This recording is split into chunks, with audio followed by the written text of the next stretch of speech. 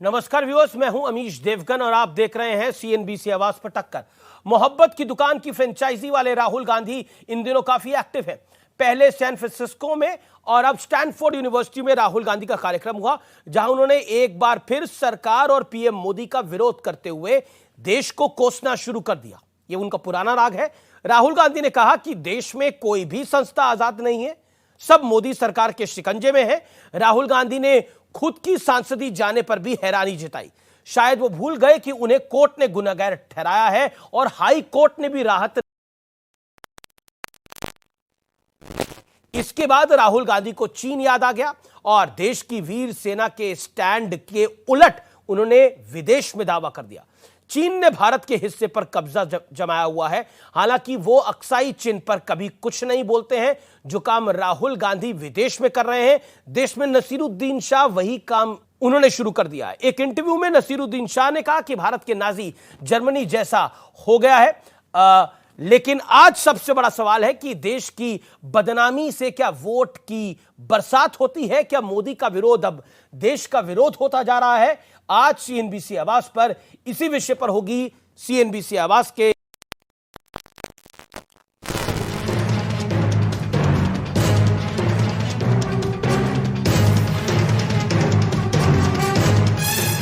राहुल गांधी अपने अमेरिकी दौरे में सैन फ्रांसिस्को के बाद स्टैनफोर्ड पहुंचे। उनकी सिर्फ जगह बदली, लेकिन भारत को कोसने का स्टाइल वही रहा। I mean, they've occupied some of our territory. It's rough. It's not going to be an easy relationship. I don't think when I joined politics, 2004, I ever imagined the first person to get a full criminal sentence on defamation, to get the maximum sentence, to be disqualified from parliament. The entire opposition is struggling in India. Huge financial dominance, institutional capture. We're struggling to fight the democratic fight in our country. इनके लिए family first, party next, nation last है। मोहब्बत का पैगाम एक बहाना है। नरेंद्र मोदी की अगुवाई में भारत के विकास के खिलाफ दुनिया में नफरत का बाजार फैलाना आपकी प्राथमिकता है। राहुल गांधी विदेश में लगातार देश के खिलाफ बोल रहे हैं, तो देश में बॉलीवुड एक्टर नसीरुद्दीन शाह ने मोर्चा संभाल लिया। नसीरुद्दीन शाह ने कहा कि मैंने केरल स्टोरी नहीं देखी, ना ही देखना चाहता हूं, क्योंकि मैंने इसके बारे में काफी पढ़ा है। द केरल स्टोरी का हिट होना खतरनाक ट्रेंड की शुरुआत है। हम हिटलर जैसे जमाने में जा रहे हैं, क्योंकि जर्मनी के उस दौर में सुप्रीम लीडर के आदेश के मुताबिक फिल्में बनानी पड़ती थी। उन फिल्मों में सुप्रीम लीडर का गुणगान किया जाता था। क्या भारत की जमीन पर वाकई चीन का कब्जा है, जैसा कि राहुल गांधी दावा कर रहे हैं? तो जवाब है हाँ, क्योंकि 1962 में चीन ने अक्साई चीन हथिया लिया। उसके बाद ऐसे किसी भी कब्जे की पुष्टि देश की सेना ने नहीं की। सवाल यह भी है कि क्या द केरल स्टोरी या कहें लव जिहाद सच नहीं है? फिर आए दिन बेटियों की हत्या और ब्लैकमेलिंग की शिकायतें क्या कहलाती हैं? सवाल यह भी कि बाहर और अंदर भारत का 360 डिग्री वाले घेराव का एजेंडा आखिर है क्या? तो आज इसी पर होगी देश की सबसे बड़ी बहस, लेकिन पहले रुक कर लेते हैं सुप्रसिद्ध विश्लेषण का। आइए आपको एक एक करके दिखाते हैं। मोहब्बत की दुकान या नफरत के बाजार का विश्लेषण। राहुल गांधी, शायद मैं पहला इंसान हूं जिसे बोलने पर सजा मिली है। सजा का फैसला अदालत का था, हाई कोर्ट से भी राहत नहीं मिली। राहुल गांधी माफी मांगने के लिए तैयार नहीं हुए, तभी यह सजा मिली है। अगर माफी मांग लेते तो राहुल की सदस्यता रहती। यानी अगर कोर्ट कह रहा है तो फिर क्या कोई करेगा। बढ़ता हूं आगे। सोचा नहीं था कुछ बोलने पर सांसदी चली जाएगी। अलग अलग मुद्दों पर मैंने जो गिनती करी उसमें 30 से ज्यादा नेताओं की सदस्यता जा चुकी है।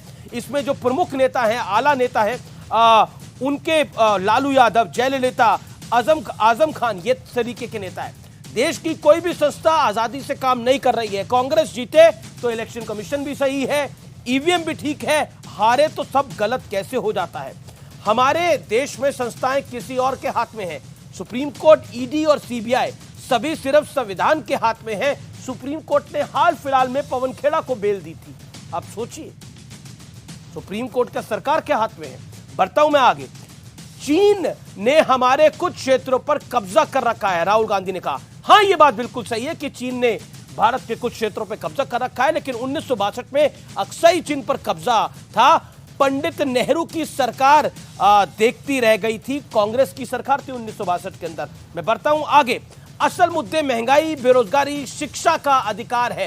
राहुल गांधी ने बोला भारत का बहुत बुरा हाल है, लेकिन जीडीपी की ग्रोथ रेट 2022 की जो आई है वो आई है 7.2%। ये वाकई देशवासियों आपके लिए गर्व की बात है। कोरोना के बावजूद यूक्रेन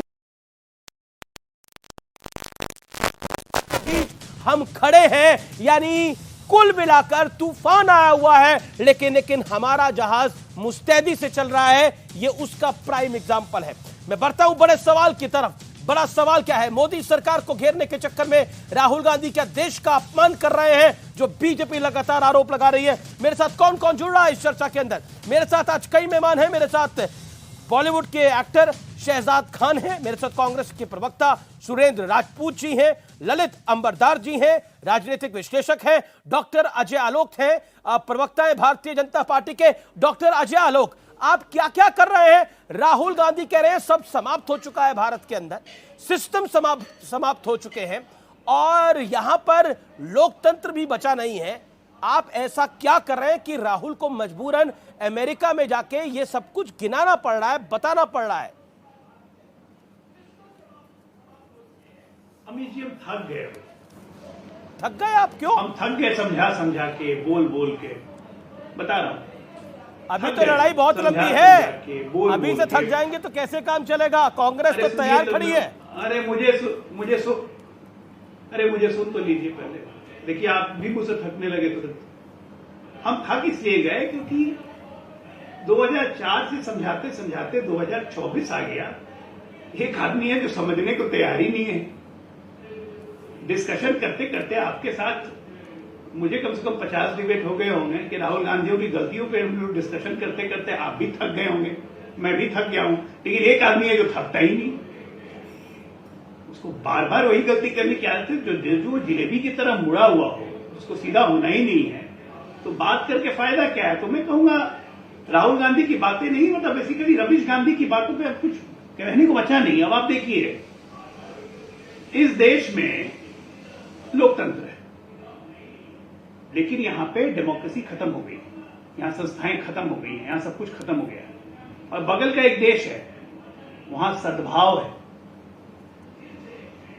चाइना में सद्भाव था ना, आज ही और कल से रिपोर्ट आ रही है कि वहां मुसलमानों पे कितना जुल्म हो रहा है, उस पर आवाज नहीं निकली। लेकिन अमेरिका में जाके भारत में मुसलमानों पे जुल्म हो रहा है, मुसलमानों को ट्रीट नहीं किया जा रहा है और अल्पसंख्यकों पे जुल्म हो रहा है। ये विदेश की धरती पे जाके ये बोल छूटे हैं, क्या करें इसका भाई? मैं सुरेंद्र राजपूत से जवाब देता हूं। सुरेंद्र राजपूत वो कह रहे हैं कि हम थक गए हैं राहुल गांधी को समझाते, लेकिन वो समझ ही नहीं रहे हैं, तो कोई क्या करे? आपको लगता नहीं है कि वो गुरु नानक जी को वो कहते हैं कि उन्होंने थाईलैंड की यात्रा करी थी, उसके बाद वो कहते हैं भारत के अंदर जो है वो लोकतंत्र लगातार समाप्त हो रहा है। क्या आपको लगता नहीं है कि भारत में वो तमाम बातें ये कह रहे हैं, सुनी भी जा रही हैं, चर्चा भी हो रही है, अमेरिका में जाके बोलने से क्या फायदा हो जाएगा? तो ये नफरत का बाजार नहीं है? अमीश भाई, अजय आलोक चूंकि नए नए भाजपा में आए इसलिए थक गए हैं। आप नहीं थके, पूरी भाजपा नहीं थकी, पूरी भारतीय जनता पार्टी इंतजार करती है कब राहुल गांधी विदेश जाएं, कब राहुल गांधी कुछ बोलें, कब इनके बेरोजगार मंत्रियों की, प्रवक्ताओं की फौज पूरी 37 लोग लगातार आकर के खड़े हो जाएं और वो बिल्कुल वो राजकुमार की तरीके से डायलॉग मारें कि ऐसा हो गया है, वैसा हो गया है, ये कर दिया राहुल गांधी ने, वो कर दिया राहुल गांधी ने। अरे भाई, अगर आप राहुल गांधी को इतना महत्व नहीं देते हैं, मेरी आवाज मुझे मिल रही है, अगर आप राहुल गांधी जी को इतना महत्व नहीं देते हैं तो मत आइए डिबेट में, कौन रोक रहा है? अगर आप राहुल गांधी को महत्व नहीं देते हैं तो दूसरी बात यह है कि क्या नाम, ये जो न्यूज 18 पर आप पीएमओ के यहां से डिबेट करा रहे हैं, कौन रोक रहा है? हटा दीजिए ना, आज करा लीजिए महंगाई पर डिबेट।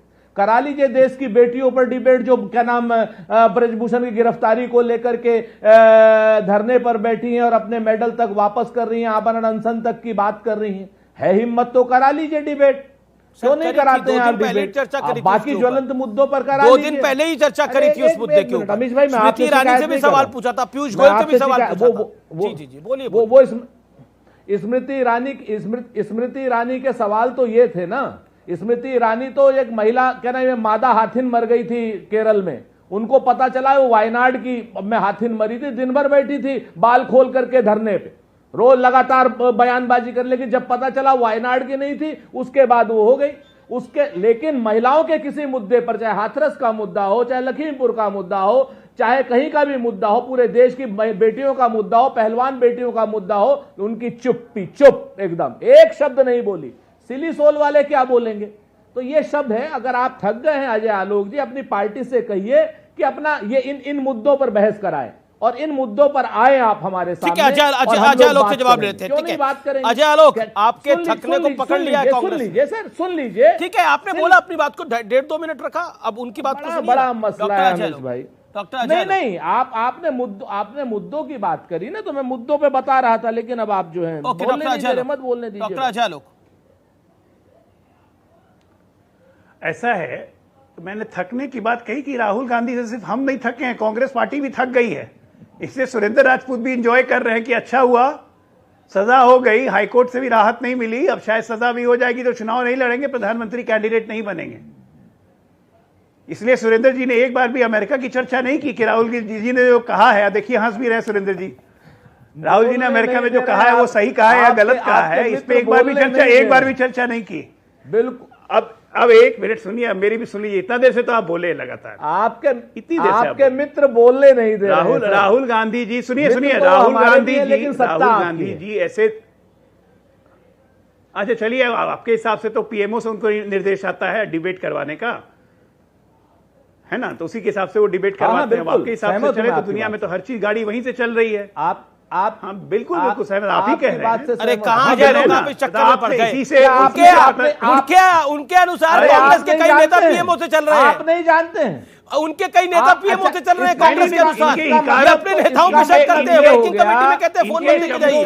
मतलब ये हो गया पीएमओ इतना कमजोर हो गया आपका, इनके शब्दों में हिकारत, इनके शब्दों में इसका मतलब पीएम कमजोर हो गया। आप ये कहते हो नरेंद्र मोदी जी कमजोर हो गए, और मीडिया के प्रति इतनी इज्जत है, तो ये खुद कांग्रेस पार्टी डिबेट में क्यों आ जाती है भाई? बताया करे डिबेट में, मुझे अभी कह रहे थे डिबेट में क्यों आ जाते हैं या दूसरे चीज पे डिबेट करवाएं। अगर यही हाल है मीडिया का तो डिबेट में आप लोग क्यों आते हैं बताइए?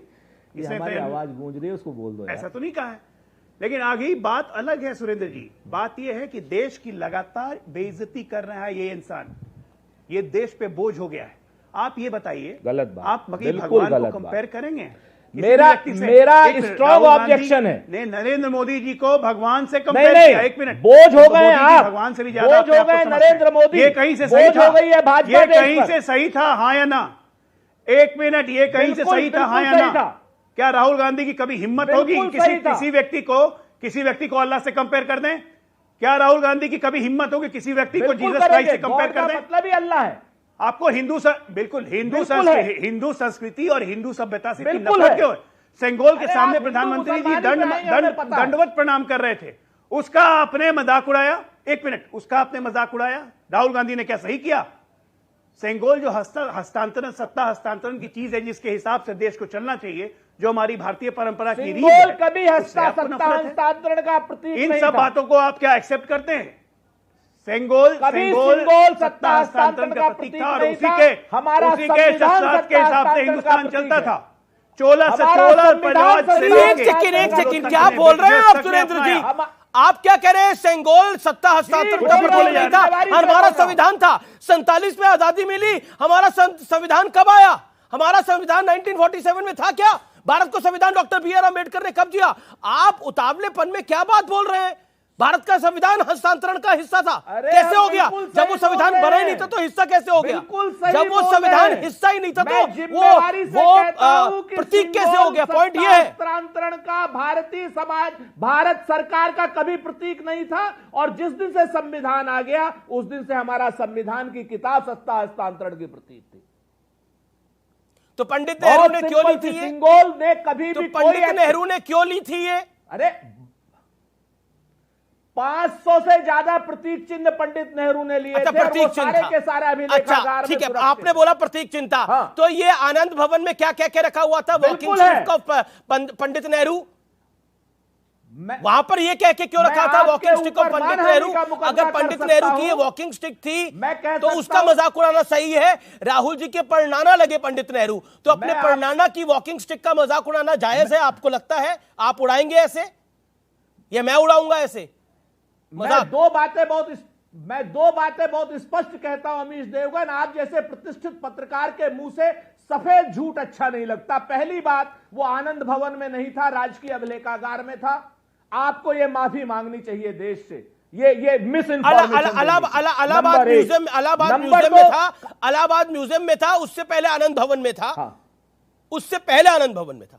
कभी नहीं था। आप इस समय आनंद भवन में नहीं, क्या नाम, राजकीय अभिलेखागार में था। आपको क्षमा मांगनी होगी। अच्छा चलिए, आपकी बात को ऊपर रख लेता हूं सर। किस नाम से था ये तो बताइए, किस नाम से था? ऊपर मत रखिए। किस नाम से था? किस नाम से था? हाँ, किस नाम से था? प्रतीक। हाँ, वो भी सुन लीजिए। हाँ बताइए, वो भी सुन लीजिए। जी प्लीज। प्रतीक सुनहरी छड़ी, walking stick of Pandit Nehru के नाम से था। सुनहरी छड़ी, walking stick of Pandit Nehru के नाम से था। बिल्कुल नहीं। मेरे पास विजुअल्स हैं, मेरे पास तस्वीरें हैं और उसमें लिखा गया है। अगर पंडित नेहरू की ये वॉकिंग स्टिक भी थी तो राहुल गांधी ने मजाक क्यों उड़ाया?